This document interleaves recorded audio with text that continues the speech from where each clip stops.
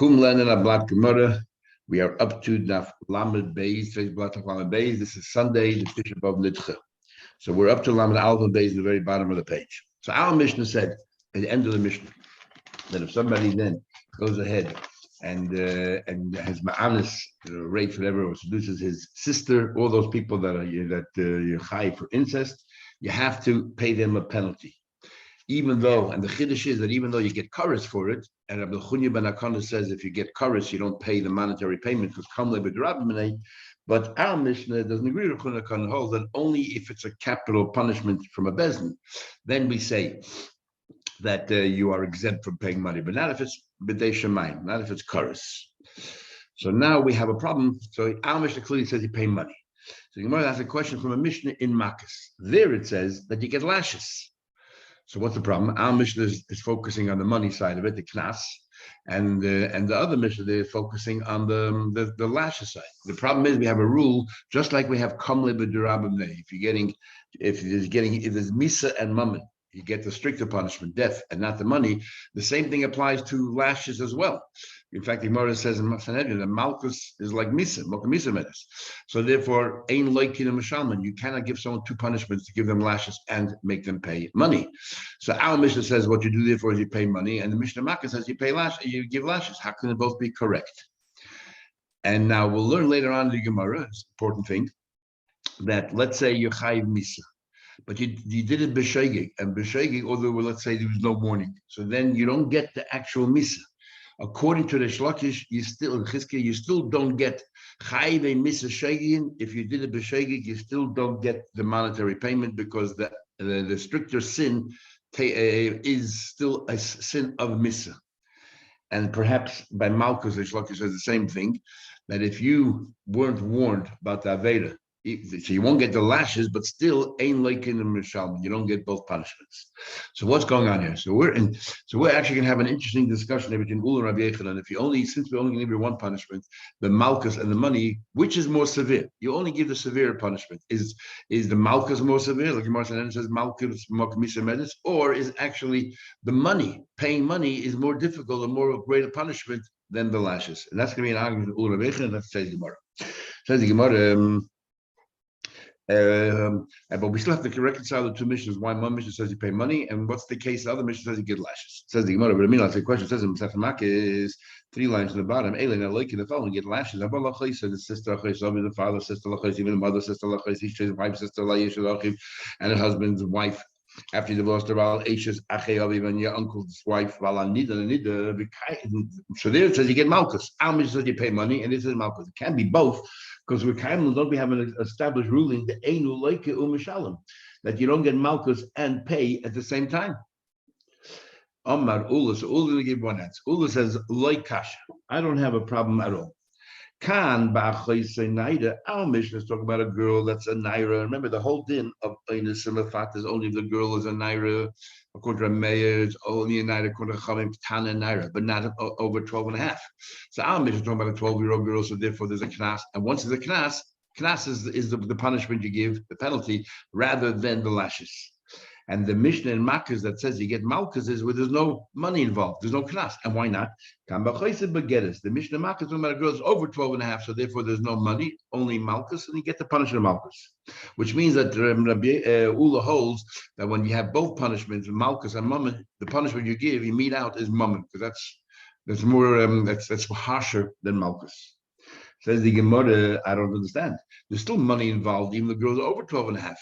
But yet it's not Mehika, there's boisha shame, pagam, that she's been devalued, her reputation has been stained, and therefore less people pursue her, and if you put a market value to it, it's worth less.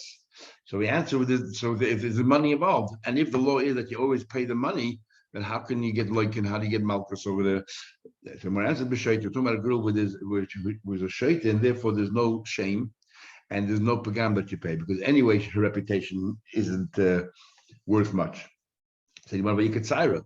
Now 5 kind of penalties that you pay somebody if you wound them: tsar, pain, nezek, damage, ripui, cure, healing bills, and baishas and shevis. In fact, it can be employed and shame. Over here, there's also a few more payments as well. If you rate this girl, a few more payments, and the payments would be also shame, pagam, that you stain their reputation. and there's pain because you rape somebody against their will. There's pain. Says the Gemara b'mafuta. Talking about a case where they were seduced. The Gemara Makkah is talking about a girl that was a shaita, so there's no shame and there's no pagam. And as mafuta, you seduced her, so there's no pain because she was a willing, consensual, and therefore there's no money involved at all. That's why Eilhein like it. But our Mishnah is talking about an ordinary girl naira, and therefore there's money. When there's money, there's no lashes. Says now that you've introduced that we're talking about a specific case, and I can say that the Mishnah Makkah is talking about the same kind of girl like here, that's talking about a naira, but we're talking about a yisayma. She's an orphan, and because she's an orphan, the father doesn't get the money, but she gets the money. But she was seduced, and she accepted to. So therefore, everything that she gets goes to her shame and everything else. But Mafuta, because she was willing, it was consensual. Therefore, there's no money paying at all. Because what do you mean you're ashamed? You agreed, and there's no pain because you agreed, and there's no pagam because you agreed. So therefore, the Mishnah Makkah talking about where there's no money, therefore you get malchus. Our Mishnah talking about a girl which was raped, it wasn't the same as even though she was seduced, her father never was complicit to it, so therefore you have to pay all the money to the father, and that's why money takes precedence. So what's clear from all this? Some of the Ula holds, whenever there's two punishments, lashes and money, you give lashes and you don't give money. Says the Gemara, where does Ula know this din that if there's two punishments, money is overrides lashes? So the Gemara, I know we learn it from the somebody causes a friend a wound. Now, you committed an aveira because the Torah says when you give lashes, lo yosef, you should give more than they deserve. Anything you give more than they deserve, you just wounded the person. So that's where we learn out the Isser of being not allowed to give lashes. So there's a lav. That incurs malchus. And over there also it says you pay money because it says shifta yite. And so therefore, there's money and there's malchus involved. Should be malchus is allowed. And yet, what are we doing? We're paying money. So we see that what money trumps malchus. Same thing everywhere else. Money is a more severe, harsher punishment than malchus. You have both things are there. And yet, what do? You pay money, but you don't get lashes, even if you warn the person. Nevertheless, you don't get lashes, but rather you pay. So too, everywhere. Whenever you're confronted with these two avedas, one is the punishment of lashes, and one is a monetary payment. It's money that you pay. So what do you compare to chayvul? Now the question is as follows. There's two ways of looking at money. Is money harsher than malchus, and that's why you get the punishment of money? Or is money definitely less harsh than malchus? But Torah told us that that's the punishment I want you to give. I want you to give money rather than malchus because it's more lenient. So the Gemara will say, either way you look at it, I can say that chayvul is an exception, and you shouldn't compare any other aveira to that. And why is that? On one hand, I can say chayvul b'chaveira. You know why it's such a strict aveira, and therefore money, which is harsher. Let's say money is harsher. So you know why by chayvul we'll give you money rather than lashes? Maybe we should give you lashes, a more lenient punishment. You know why we're giving you a monetary punishment? Because the whole aveira is so strict, stricter than the usual. Aveda. In what way is it stricter than usual Aveda? Because there are 5 payments here, not just one. You have 5 different payments. You have to pay for the damage, you have to pay for the pain, the shame, the stain on the family, and the fact that the person is unemployed for a while. You have to pay all that. So because it's so strict, therefore we'll give them the stricter punishment money. But everywhere else, which is not so strict, maybe you give them lashes, which is more lenient. Or the if you're going to say no, that paying money is a more lenient punishment, and therefore we pay money. Why do you pay money here? And you could say, if such a strict avera, there are 5 different payments, you still pay money, not lashes. So everywhere else, you should only pay money because we want to give you the lenient punishment. No, I can argue that chayvul is far more lenient, on the other hand, than any other avera. And how is that? Because sometimes you're allowed to be chayvul your friend. In fact, sometimes it's a mitzvah. If you're, let's say, working for bezin, administering the bezin's punishment of lashes, you're being chayvul the person, but that's a mitzvah. So sometimes this avera becomes a mitzvah. All other averas that you do is never a mitzvah. So therefore, they're strict. Maybe here you give money because it's more lenient, but everywhere else you should do a stricter punishment, give them lashes. If you argue that money, that the punishment of money is less severe than the punishment of lashes, then I'll tell you that the Avera of Chavel is more lenient than the Avera. The Bezdin, not only allowed to, it's a mitzvah. Ella, so we can't learn from it. We can't compare Chabala to any other Aved. So how do you know which punishment to give? Well, we know we learn out from Eidim Zaymin. Eidim Zaymin, the first batch of witnesses say that this person owes this money. And the second batch of witnesses says it never happened. Or maybe it did happen, but you were not there at the time. We believe the second group of witnesses, and the first one, they have to pay money. But the first group of witnesses, not only they should be paying money, they should get lashes. They lied. Eidim are not permitted to lie. And yet, by Eidim Zaymin, if they, let's say, you were trying to find someone guilty of whatever, buying, of borrowing, you have to pay, we're going to make the Eidim pay the money rather than the lashes. So again, we see that money trumps lashes. And again, I'll make the same argument. Either money is stricter, then Eidim Zayim is stricter than all other Vedas, and if money is more lenient, then Eidim Zayim is more lenient than all other Vedas. Let's go through it. My Eidim Zayim, first, before we do that, first we're saying how we learn from it. Just like Eidim Zayim, Ika Mammon and Malchus, it means there's money because Kasha Zamam Lasalachi, this is what you intended to do to the other person, so you have to do the same thing. And there's Malchus because you lied. So I've Shalom Milkulalaki, you pay, you don't get Malchus. I've called Hecha the Ika Mammon and Malchus, wherever there's money and Malchus, you pay money, but you don't get Malchus. We'll see tomorrow why Eidim Zayim you don't get Malchus. Now, I'll go through the same thing, same exercise. Mal Eidim Zayim, you know why Eidim Zayim? Because it's stricter than any other Veda. Why? Eidim Zayim don't need to be warned. Any other Veda, somebody trade for any other Veda, before you get Malchus, you have to be warned. And you have to say, I know, but I don't care. But Eidim Zayim, when they come to court, we don't warn them that you're lying. We don't know they're going to lie. So therefore, there's never a warning, as we'll see tomorrow. So there's never a warning by Eidim Zayim, and yet they get Malchus. Yet they didn't have it. It deserves Malchus. So we see that Eidim Zayim is stricter than everywhere else, and maybe that's why we make them pay money, because money is even a harsher punishment than Malchus. If you follow that perspective, they don't need any hasra warning, and therefore we give them stricter punishment, which is money. Or if you can argue that money is a more lenient punishment, I'll tell you that Eidim Zayim is a weaker Aveda than any other Aveda. And maybe that's why we give them the more lenient punishment. And why is that? All other Vedas, you do an act. By Eidim Zayim, you just spoke. All you did was you said words. And yet for that, you get punished. It's a more lenient Aveda, and therefore you get the more lenient punishment. So how do you know? Ella, perhaps Gomba Metavai, Ula learns them both together. Just like what do they both have in common? The common denominator is Nikil Mom and Malchus, that there's two punishments. You have two options, either to make him pay or lashes. And we know we don't do both. As we'll see later, it says Kedei Disha, so you should punish him for his crime. Disha in singular, you only punish him for one avera, not because two. So we know you get only one punishment. So just like over here, the common denominator, the two punishments available. Yet milkula lucky, we make you pay money. And you don't get malchus. Everywhere else you only pay money and you don't get lashes. Says again, it's still not good enough. Because I can say there's something unique about these two Avedas, and that is, the fact that they're unique, that in itself is unique, the fact that they're unique. Either they're stricter than all other Vedas, or they're more lenient, as we said before. You know what these both have in common? They both have an angle that is stricter than all other Vedas. For example, by Eidim Zayim, you don't need any warning, or by Chavala, you pay 5 payments. If you're going to argue that the punishment of money is a more lenient punishment, I'll say that they have a leniency, these two Avedas. He didn't do a mice, he didn't do an act, all he did was he spoke.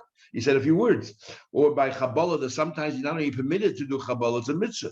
She can't yet, but Tzadakah, they have a leniency. So where does Ula learn now that if you have two possible punishments, we give the punishment of money? El Ula Tachas Gomer. He learned that Gzei Shava from Tachas. What do you mean? The word Tachas. Ksiv Hach over here it says that you have to by them. What do you call that? When you rape somebody, you have to pay. It says there that why are you paying it? Tachas asher ina, because you punished or you caused the pain. So it says the word Tachas. Uksiv Hasam. It says elsewhere when you cause someone damage, ayin Tachas ayin. An eye for an eye and it says Tachas. And what we know that Ma Hasam and Maina Mishal, what are you doing? You're paying money. Milkulok, you don't get lashes. Is af kol hecha the ikam and Maina Malchus. From here we do extrapolate that anywhere else where there are two punishments, Maina Malchus, Maina Mishal and Milkulok. So it's Gzei Shava Tachas. That's where Ula bases his law on. Rabbi Yechanan now goes back to the question you originally asked, the stira between the Mishnah in here, Kesuvos, where it says you pay knas, and the Mishnah in Makkos, where it says Eilein Aloikin, you get lashes. And we know you can't get both. What's going on there? So he has a different approach. And from his approach, it's quite obvious that Rabbi Yechanan holds that Malchus is a stricter punishment, and the two Averis you give Malchus, or the two punishments will always give you Malchus rather than Mammon. And Chabol and Zayman are an exception. Rabbi Yechanan says, I can tell you that both Mishnahs are talking about a good of Tanaira. Kan shehisu boy, kan shelo hisu boy. Our Mishnah is talking about the Mishnah Malchus is talking about that you're warned, and if you're warned, therefore you incur Malchus, and once you get Malchus, you don't pay money. That's why it says the Eilein Aloikin. Our Mishnah is talking about there was no warning, so then there's no Malchus, then you pay money.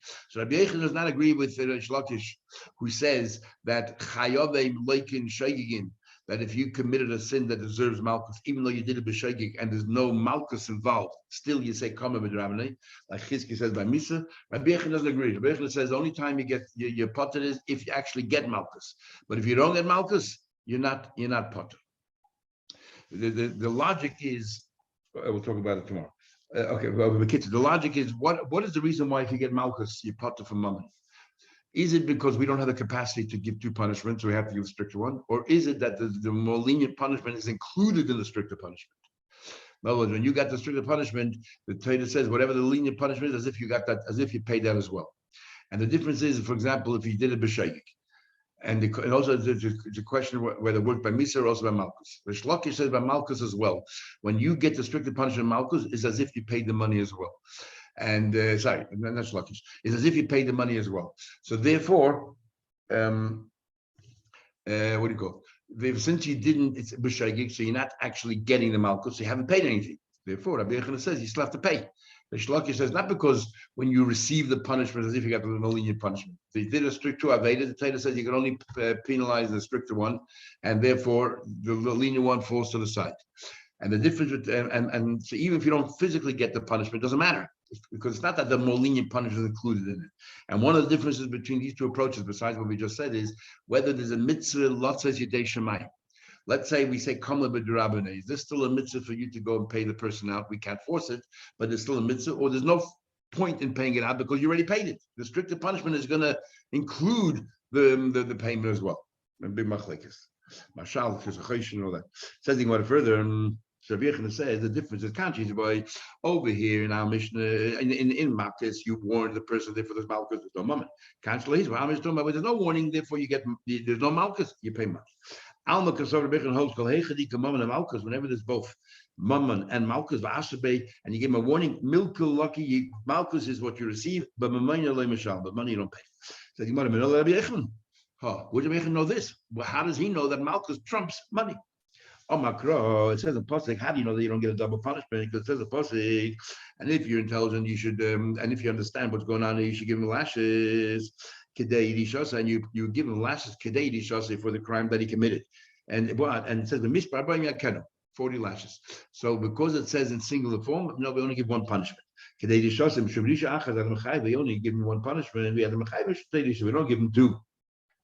The Samachle, and then it says, and which one should you give? Aboyim Yakenu. Give Malchus. So is he clearly the Malchus trumps money? Says the Gemara. So let me ask a question for these two exceptions. What about Chayvel b'Chavedei? What about you wounding your friend, the Ikam Mammon and Malchus? You also have these two options, money and lashes, because you were Chayvel. It says you're not Yosef and you just hurt somebody. How come you pay money?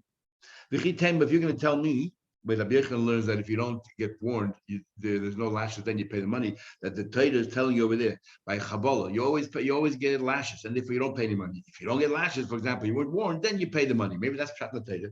You can tell me when does the pasuk say by Chabola you have to pay the 5 kinds of payments? When you didn't get warned, so there's no Malchus.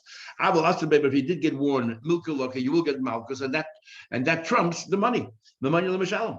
Maybe. Says it can't be because if you hurt the person and the value of what the damage that you did was less than a shavapruta, which means that you don't have to pay it, then then you get Malchus. Now let's understand. Because there's no money involved, we'll give you lashes. What are we talking about here? Hey Chidami, Either loy aserbay, if he wasn't warned, then why are you getting lashes? Am I like it? If you weren't warned, why are you getting lashes at all? It must be you were warned, but the damage was less than a pruta. So we see that even though you were warned, if the damage is more than a pruta, you're going to pay money rather than get malchus.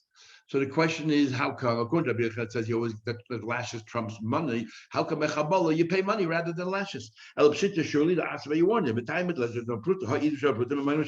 You pay money, not malchus. Says the Gemara, you're right. It's an exception. Now, what? That Chabal is an exception. And how do we know that Chabal is an exception? Because we learn from Eidem Zaymin, which is an exception. Because you said the Federship Taylor clearly told us, expressly told us, even though if we were left it up to us, we would give Eidem Zaymin lashes rather than make them pay money, Kashazamam.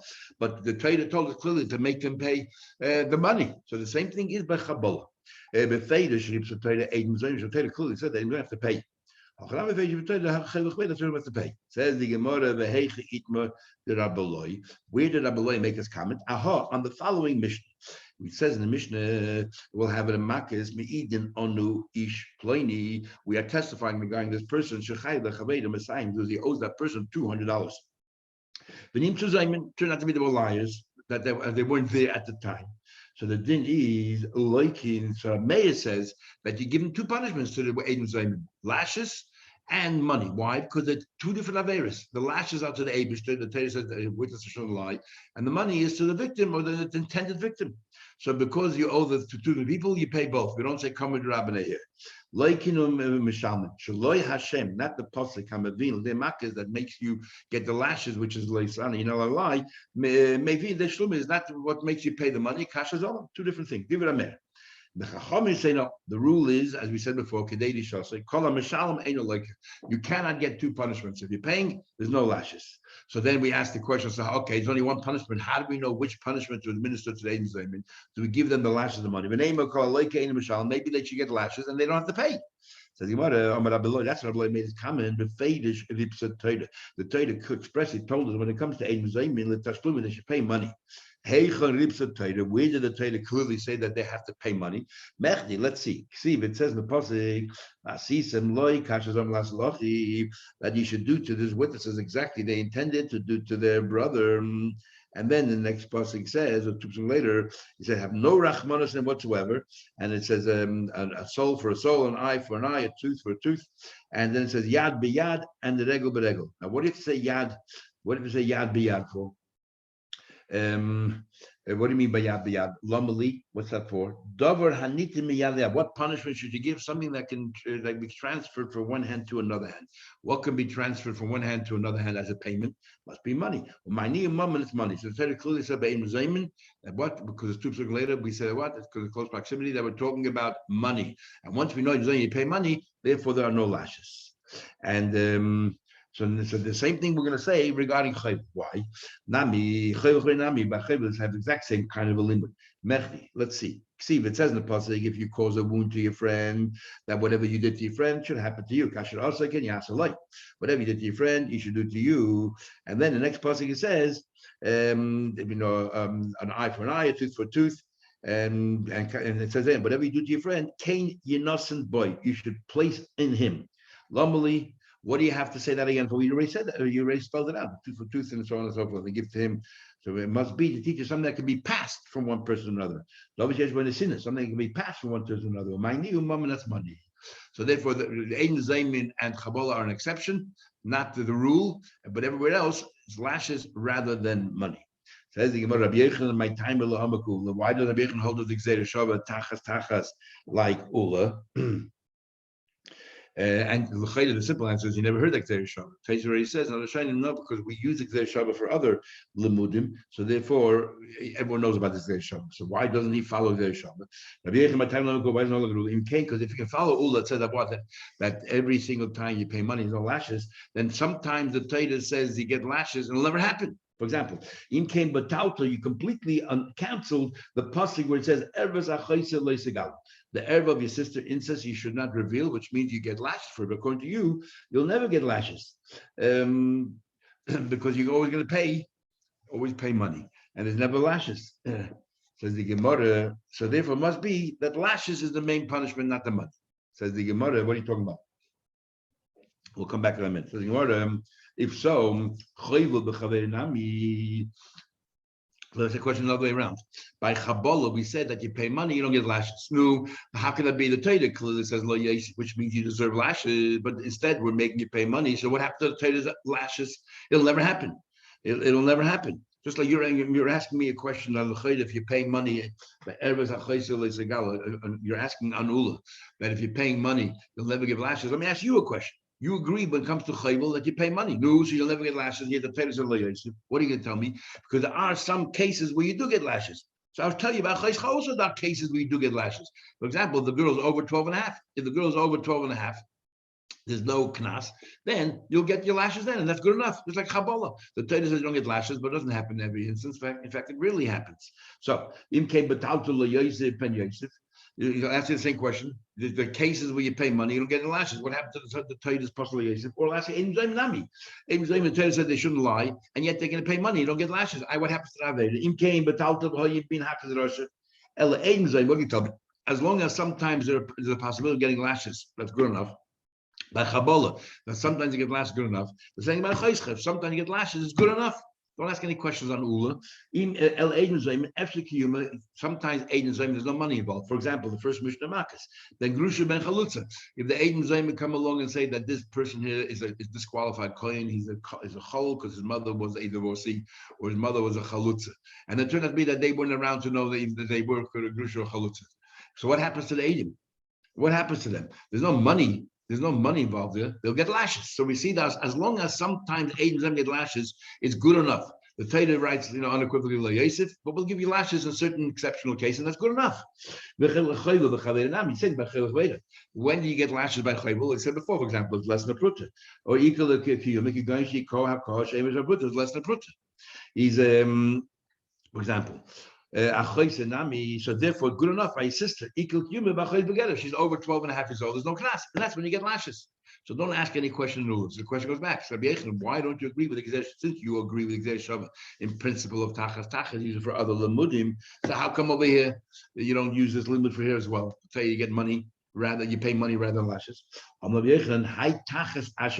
very pasuk of tachas asherina, that in the place of you hurting her, causing her pain, he uses for another drasha altogether, and therefore he cannot use it for this. And what is that? Look at Abaya. To what Abaya said. What did Abaya say? The fact that you say this takes the place of the pain that you caused proves that there are other payments as well. This is just one of the payments. Because the Torah specified, the reason you're paying this is to cover the costs for Ina. That means there are other costs involved. Miklav, that's how we know the Ika Baish Pagam. How do you know that there's a payment of shame as well to the girl that you raped? How do you know that there's a cost, or even if she's a Mafuta seduced, if her father's there, you have to pay the father, company of the father. How do you know for Pagam? You stay in the family. That's how we know Tachal Shinus. We use it for something else. But Ula, how does Ula then know that limit is very important? So how does Ula know that if he uses tachas for what he does? Ula nafka, he learned that from Rava. Rava says, it says in Pasik, the Nasan ish hashaychim, the person that had relation with her should pay la'aviyanida to the father of the girl, chamishim kesef, 50 silver coins, and it says here. And so we say Hana. It says Sheikh. What do you have to spell out the person who's Sheikh? We're talking about already what happens in the parsha. Hana Shchiva. This only covers the fact of the act of that intimacy. But there are other payments as well. Chamishim Miklal Ika. There are other payments as well besides the Sheikh, whatever the actual act. Is all the consequences, the shame and the pagam and the stain and all that you have to pay for as well. So he uses tachas to teach you that all of it is mammon and malchus, you give mammon. And Rabbi Lezer says, Eidim Zaymim Mimoina Mishalma Milkala Lucky.